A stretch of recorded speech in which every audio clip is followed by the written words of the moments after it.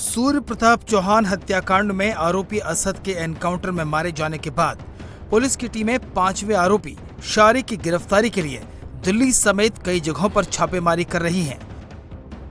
तो वहीं प्रशासन ने आरोपी असद के घर पर कार्रवाई का नोटिस चस्पा कर दिया है।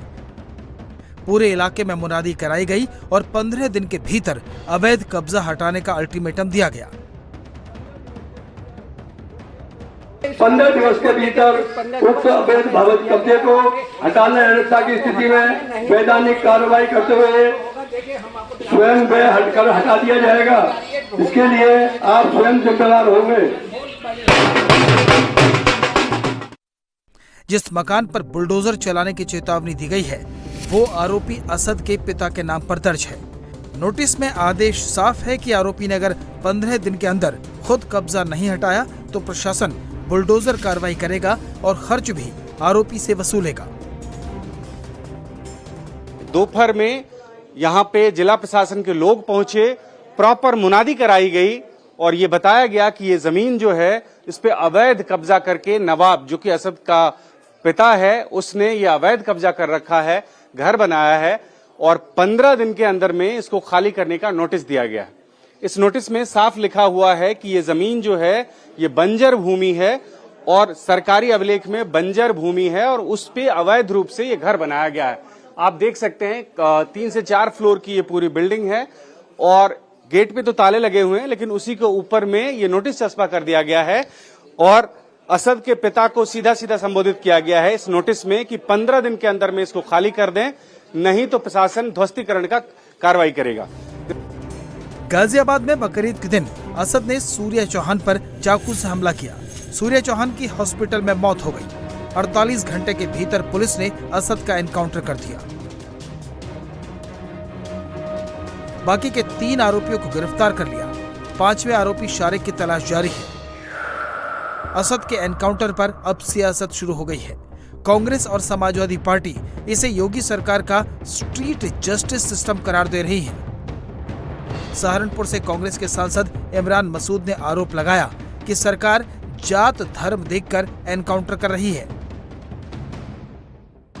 मुस्लिम की बात ही नहीं कर रहा हूं मैं, जाति और धर्म। आप मुस्लिम और हिंदू की बात मत करिए। हिंदू भी है, मैं जाति की बात कर रहा हूं। जाति और धर्म दोनों देख करके मारा जाता है। कंट्रोल नहीं होगा क्राइम। अपराधी को अपराधी करके मारो, अपराधी को उसकी जाति और धर्म देख कर मत मारो। और जब जब अपराधी को आप अपराधी करके मारने की नियत करोगे तो क्राइम कंट्रोल होगा। आप जाति और धर्म में मारोगे तो क्राइम कंट्रोल नहीं होगा। क्यों लग रहा है आपको जाति भी देखी जा रही है और धर्म भी इस तरह? मुझे लग रहा है, आप प्रदेश के हालात देखिए, एनकाउंटर की लिस्ट उठाइए, अपराधियों की लिस्ट उठाइए, आपको पता चल जाएगा। कुछ बताने की जरूरत थोड़ी ना है। समाजवादी पार्टी भी असद के एनकाउंटर पर सवाल उठा चुकी है, लेकिन योगी सरकार का एजेंडा क्लियर है। इसलिए बिजनौर की रैली में सियासी आरोपों का जवाब देते हुए सीएम योगी आदित्यनाथ ने साफ कर दिया कि अगर कोई दोस्ती के नाम पर चाकू चलाएगा तो उसका इलाज भी सख्ती से होगा। दोस्ती?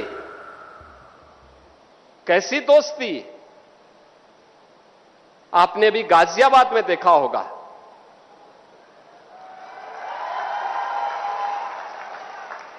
दोस्ती की आड़ में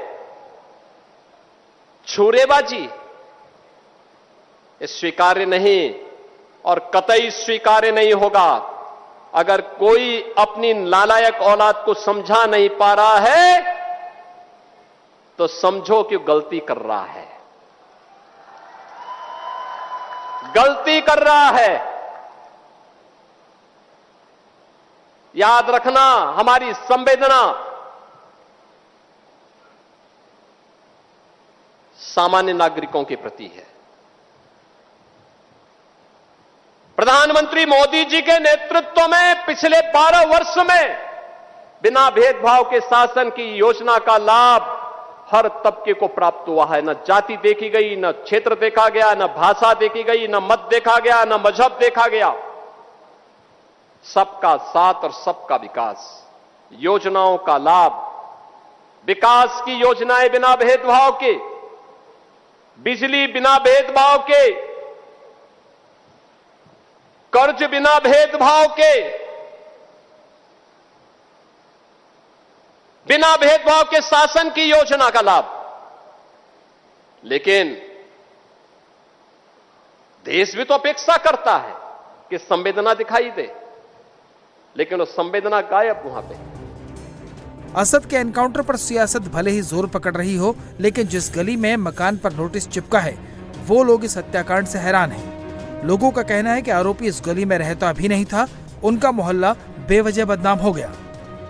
जो कार्रवाई प्रशासन या सरकार कर रही है, आप लोग खुश हैं? बिल्कुल खुश है जी, बिल्कुल खुश, बिल्कुल खुश है। इससे भी कठोर हो सर, अपराधियों के लिए इससे भी कठोर हो, भले चाहे कोई भी हो, मैं भी क्यों ना हूँ, मेरे साथ भी ऐसे होना चाहिए। ये तो सरकार शुरू से कह रही है, जो अपराधी है उसको बख्शा नहीं जाएगा। देखिए, चाहे कोई भी धर्म का हो, अपराधी को बख्शा नहीं जाएगा। वो तो खुलेआम कह रही है, वो जो अपराधी को बख्शा नहीं जाएगा। तो ये अपराध करने वाले को सोचना चाहिए ना, जो अपराध हम कर तो रहे मगर बख्शा तो जाएंगे नहीं। अब उसके अलावा हम क्या कह सकते हैं। अब उन्होंने अपराध कर दिया, माहौल खराब कर दिया, गलियों का माहौल। कहाँ का, इस गली का एक भी बच्चा नहीं है, इस गली में कांड कर दिया, बदला में ये गली हो गई।